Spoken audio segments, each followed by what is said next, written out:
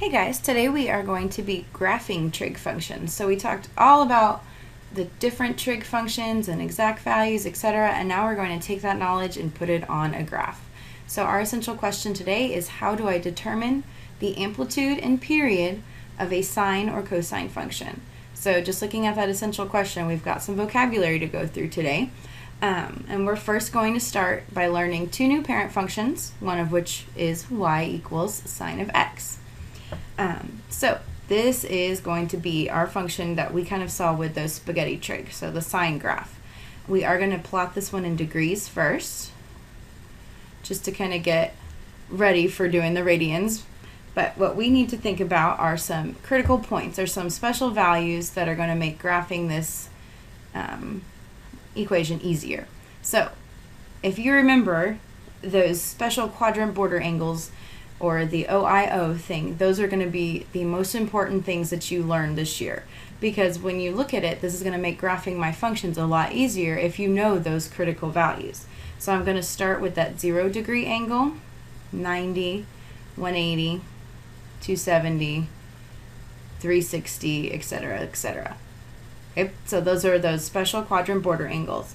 The sine of 0 degrees is 0, because that's the y coordinate there. At 90, it would be positive 1. At 180, it would be 0 again. Again, that's the y coordinate. 270, it'd be negative 1, because we're down here on this axis. And then at 360, it starts repeating, so we'd have 0. And we could keep going. If you went ahead and you added another 90 in there and you got 450, you would have a 1. And we could go backwards too. We could have negative 90, and that would be going backwards, and so I would get a negative 1. Okay, so let's take those points and plot them. The first thing I'm going to do is mark my x-axis with those x values that I just found. So I have negative 90, I have 0, I have 90, I have 180, I have 270, 360, and 450. Okay, so those are my x values. I look at my y's and I notice that my highest y value is 1 and my lowest y value is negative 1. And then I'm going to go ahead and plot those points. So at negative 90, we had negative 1. At 0, 0, 91, 180, 0, 270, negative 1, 360, 0, and 450, 1. Okay, now the one thing here, it might look like this is going to be a bunch of v's, but we kind of saw with our spaghetti trig that these are actually going to be nice curved graphs. So I'm going to try my best to curve this. Oh yeah, I'm already messing up. Well, we're trying. Well, it kind of looks curved, and I totally, here, whatever, that's 1. Okay, you get the idea here. So, again, when I'm looking at this, I could have repeated it. I could have kept going. I could have put negative 180, went up again. I could have gone over and kept going around my circle, because right, I have a circle, and it just keeps going. So, when I look at this, this is what the graph would look like. It's going to start here at 0, go up and down. This is actually called a sinusoidal function. It just kind of means a wave. And if I really quickly look at my calculator and I type in the sine of x, and I'm in degrees mode, and if I want to look at my window, if I just graph it right here, it's going to look kind of funky. If I go into my window and I change it into the values that I was looking at, so negative 90 to 450, I could change my x scale if I wanted to be 90, so that way it looks a little more like what I have. But I'm just going to go and make my y min negative 1 and my y max 1, and I hit graph. So you notice that's exactly what we graphed. So if I wanted to go into my window and make it a little bit bigger and keep going until like 1080, which we know is a couple rotations of a circle, you're going to see that we just keep waving around, and it just keeps repeating after those critical points. So that kind of leads us into the next piece, where we talk about the cycle and period of a function, of a sinusoidal function. So the first definition we need to know about is called the cycle. Okay, a cycle is the section of the graph before it starts repeating, of a sinusoidal, of a wavy graph.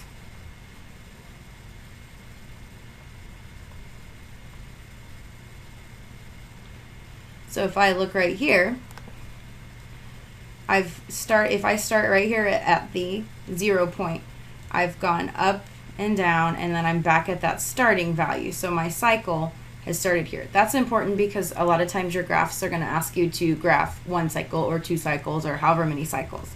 Now, the reason we really need to know a cycle is because of the word period.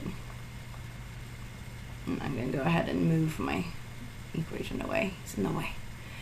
Okay, and so a period is the number of degrees in a cycle. So the number of degrees, or perhaps radians, if we go into radians,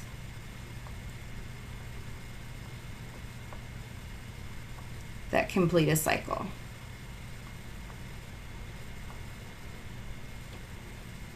So if I look at my graph of sine of x, I look and if I start here at 0, it took me the entire 360 before it started repeating again.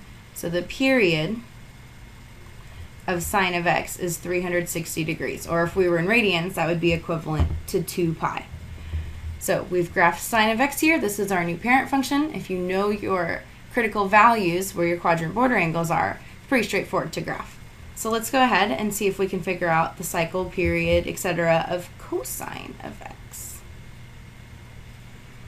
Okay, so we're going to graph cosine of x kind of the same way that we did before, but I'm going to go ahead and make us do this in radians.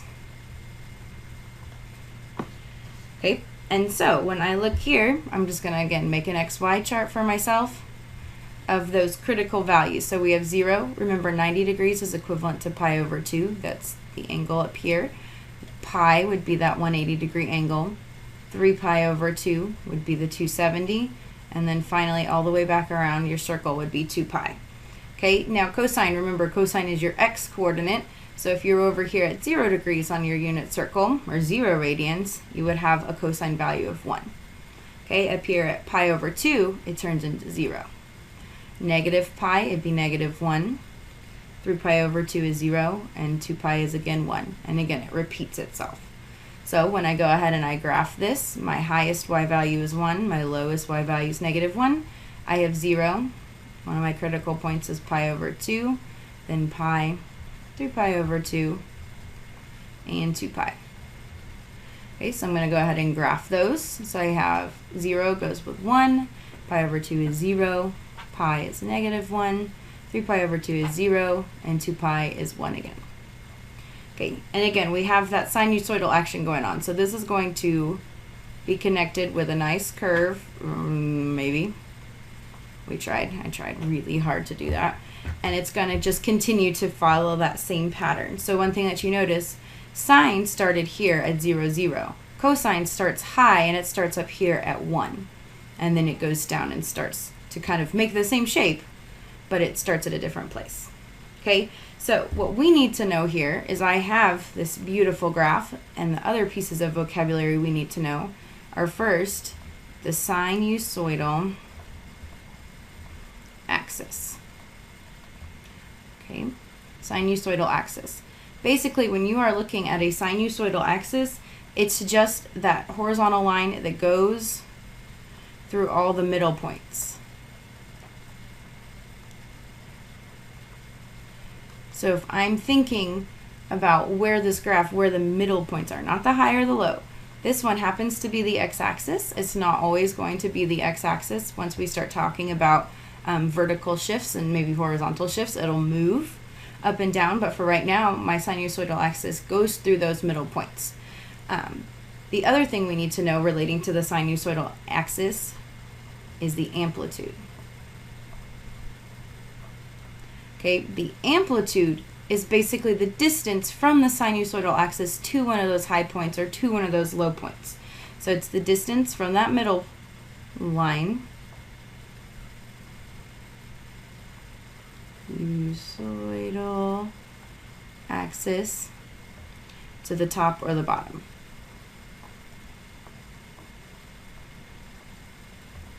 Okay, so when I look at this guy, I take any point on my middle, or up from my top, and I try to draw that line to that middle point.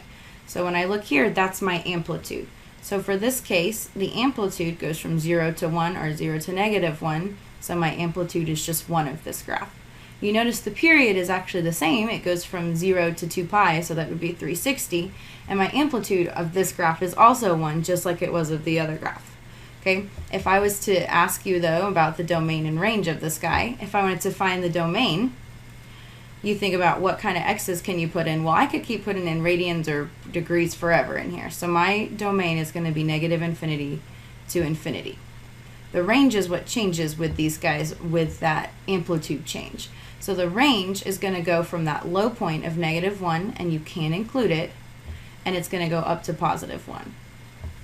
So again, domain can go forever, but that range is kind of stuck in between those two values. So that's the parent functions. Let's kind of talk about some of those phase changes.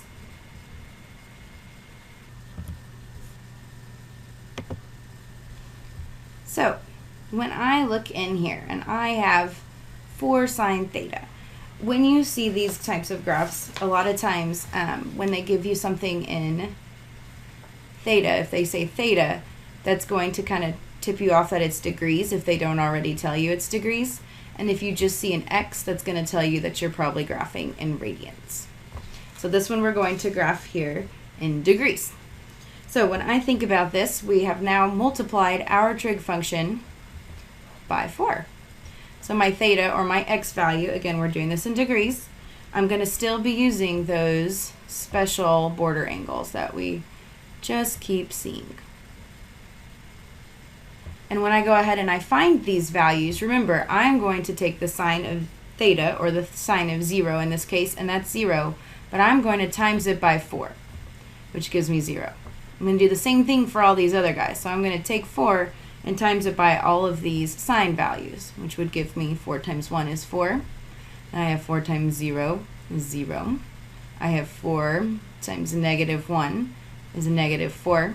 And then I have 4 times 0 is 0 again. So I'm going to take those points, graph them.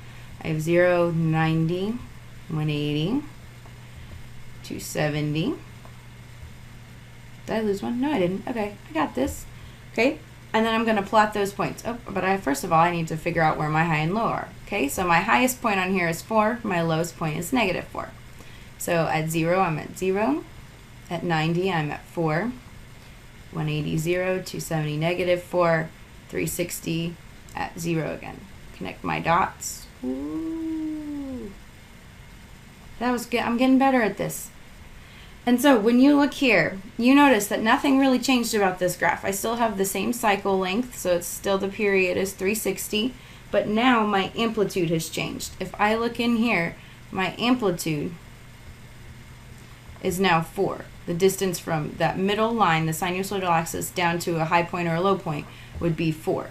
So when you are multiplying a number on the outside, for instance, we'll call it A, whether it's sine or whether it's cosine, well, that's a theta, you are going to be affecting your amplitude. So A affects your amplitude, or how high or low your graph goes. So outside affects amplitude. Let's see what happens when we multiply something on the inside. If you notice here, this guy is still in theta, so I'm still going to be doing degrees. And so I need to have theta and then the sine of 3 theta. Okay, it's kind of confusing for me, so what I'm going to do is draw an extra little chart over here. So if I have my 3 theta, that's going to be one of my critical points. So those critical points that I care about, that I can find pretty easily, are 0, 90, 180, 270, and 360. So if I was to find the sine of those values, that would just be my 1, my 0, my -1, my 0, and my +1. Okay? Is it really? Oh, it's cosine. That's why I was like, no, that's wrong. I wrote the wrong thing over here. Okay, cosine. But when I'm looking here, when I graph my theta on my graph, when I'm trying to find those critical points so I know where I'm going to have to divide that by 3. So I'm going to have 0, and then I'm going to have 30, and 60, and 90, and 120. So the points I'm actually plotting here on my x-axis are going to be 30, 60, 90, and 120, because that's going to get me that cosine of 3 theta. So when I look here, my biggest y value is 1, my lowest y value is -1. I'm at 0, 1. Then I'm at 30, 0.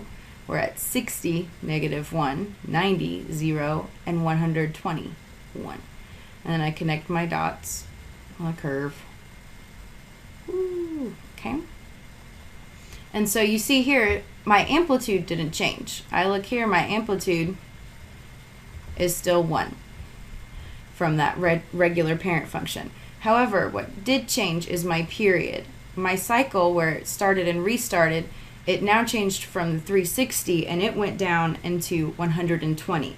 So when I look here, my period is going to be 120 degrees. So whenever I have something that says multiply on the inside, so y equals sine of b times theta, I'm being really creative tonight, y equals cosine of b times theta to right there, b affects your cycle length or affects your period. Okay, and so if we wanted to find the period, if I knew that number in the middle there, all I have to do is take the number of degrees in a full rotation or a full cycle of my graph and divide it by that b value, or in the case of radians, I'd take 2 pi divided by b. Okay, put a big old box around that. That's an important fact.